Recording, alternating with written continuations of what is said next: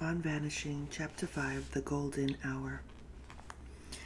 In central New Jersey, just outside Trenton, sits Grounds for Sculpture, a world-renowned 42-acre sculpture park.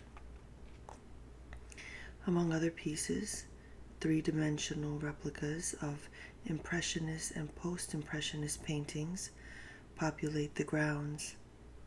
The local artist Seward Johnson reimagined Renoirs, Monets, Caillebots, and Manets as life-size sculptures. Visitors can walk among the figures, stand under the figures' umbrellas in a Paris rain, clink glasses with them at a boat party. I arrived at this magical place for the first time in the fall, close to sunset. Through a narrow passage I entered Erotica Tropicalis, Johnson's tableau of Henry Rousseau's The Dream, enclosed by a dense thicket of bamboo. The scene simulates twilight slumber. On a small couch lounges a pink-skinned nude, surrounded by two lions on an orange snake, blooming jungle flowers, ferns, an elephant in silhouette, a citrus tree, tropical birds, and a snake charmer holding a horn to his mouth. The problematic colonial dimensions of Rousseau's 1910 piece, The Fascination, with exotic African themes, and the portrayal of African subjects as primitive objects occur to me now. It is telling that the dark-skinned man recedes into the backdrop among the other jungle creatures while the light-skinned woman dominates the foreground, and it is perhaps equally telling that the male artist depicts a naked woman and that no figure in the painting mirrors the artist's physical form, but at the time I was entranced by the magic realism of Johnson's representation, especially its play of light and dark.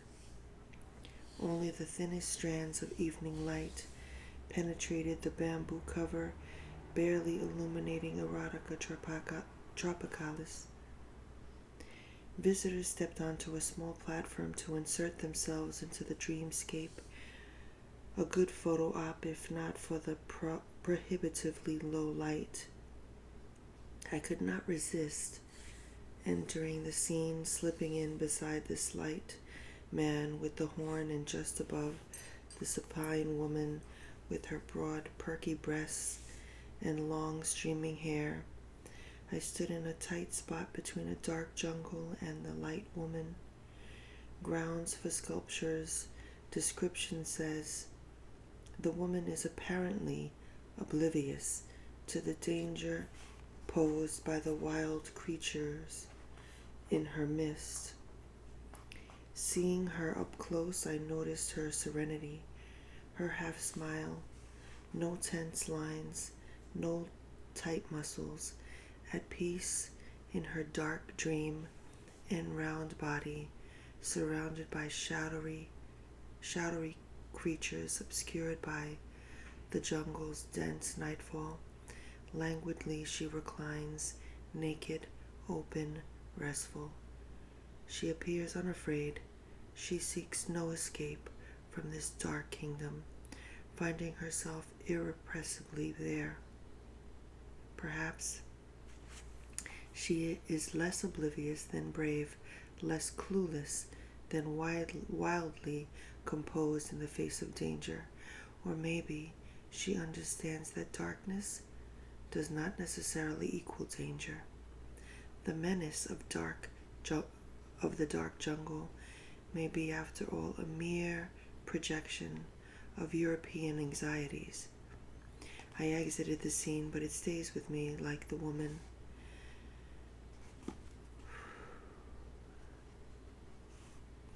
I exited the scene, but it stays with me like the woman. I long to lie in threats and deflect their power. I am practicing repose, putting on a half smile and relaxing into falling light, like the features in the shadowy background. I want to be at home in lush obscurity. Lately, I am particularly interested in whether gaining comfort with darkness might hold some potential for how we deal with dementia and with the various perils that come with aging.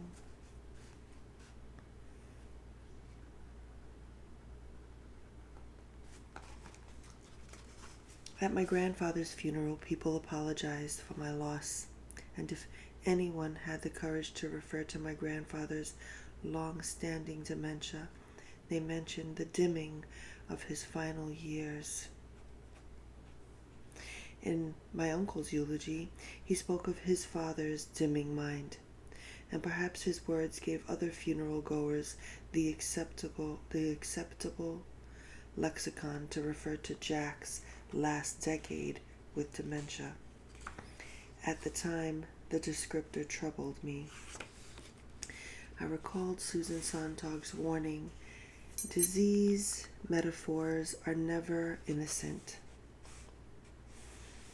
I have become aware of how they often serve to stigmatize sufferers,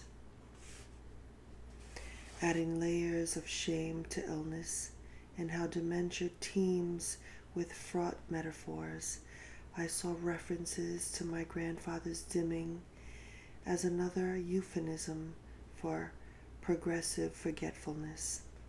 The language was meant to be delicate, yet it was related to a host of other damaging metaphors that besiege persons with dementia. He was dimming, just like he was fading away, losing his mind, losing himself, disappearing in plain sight.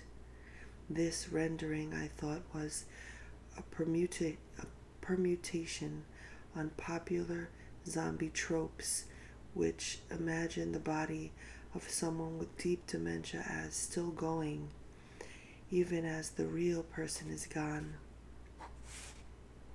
The person slides into universal darkness, descending ever deeper into a kind of unreachable obscurity. After his funeral, the darkness of dementia, this metaphor, I was quick to rally against, would not depart from me.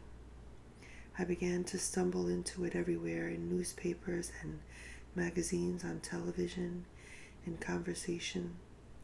Alzheimer's turns off the lights. Alzheimer's turns off the lights in the brain. It is spreading darkness, a dark fog.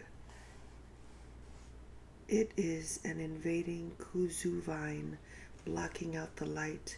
It dims one's fire. The eyes of sufferers are void of light. To find a cure, researchers must decode the darkness. Once stricken with the disease, sufferers steadily go dark as their loved ones watch the lights go out.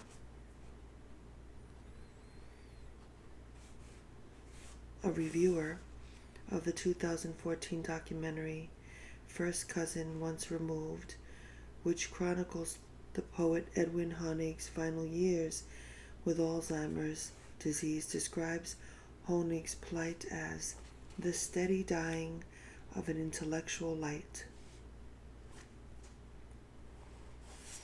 The 2007 sequel to Losing My Mind, Thomas DiBaggio's popular memoir on living with Alzheimer's, is titled When It Gets Dark. Darkness.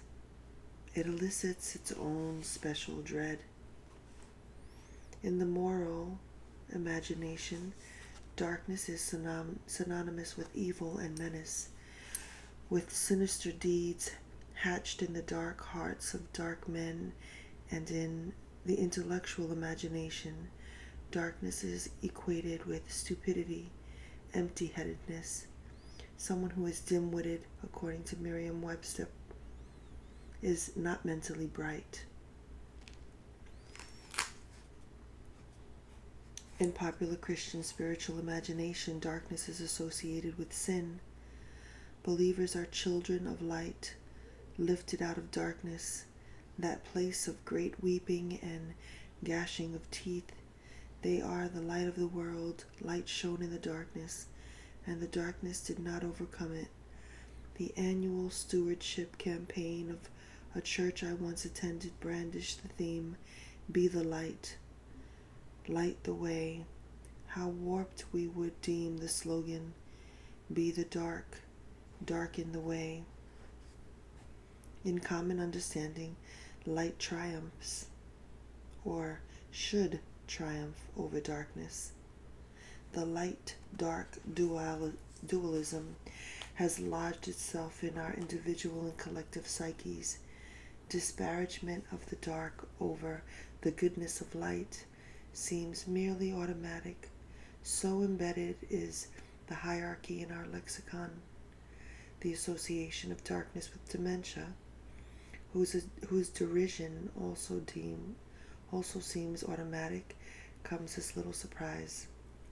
If enlightenment signals high moral, intellectual, and spiritual development, then endarkenment signals an inferior state in all aspects.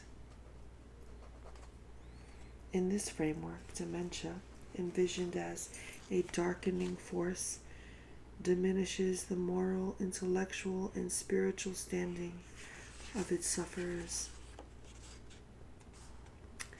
The historian Jesse Ballinger's Self-Senility and Alzheimer's Disease in Modern America helped me better understand how such negative metaphors have become so endemic to dementia. In the late 1970s, in order for the newly formed National Institute on Aging to receive levels of funding comparable to those of other institutes within the National Institutes of Health, the NIA needed a signature disease. Robert Butler, the first director of the NIA, pushed for a primary emphasis on Alzheimer's medical research, as opposed to broader foci on caregiving concerns and a variety of brain impairments, which many groups argued should take priority. Butler contended that biomedical research on specific diseases, highlighting their tragic death-dealing aspects, was easier to sell to Congress than basic research. What Butler called the health politics of anguish buttressed funding efforts. The more horrendous the particular disease, the more urgent the need for finding a cure. Starting in the late 1970s, advocates worked to legitimize the need for Alzheimer's funding by stressing its singular devastation as not one disease among many, but as the disease of the century, the most dreaded disease. While a host of negative metaphors emerged, the title of a 1983 seminal governmental report on living with Alzheimer's, Endless Night, Endless Morning, appealed specifically to darkness, to heighten anxiety and urgency.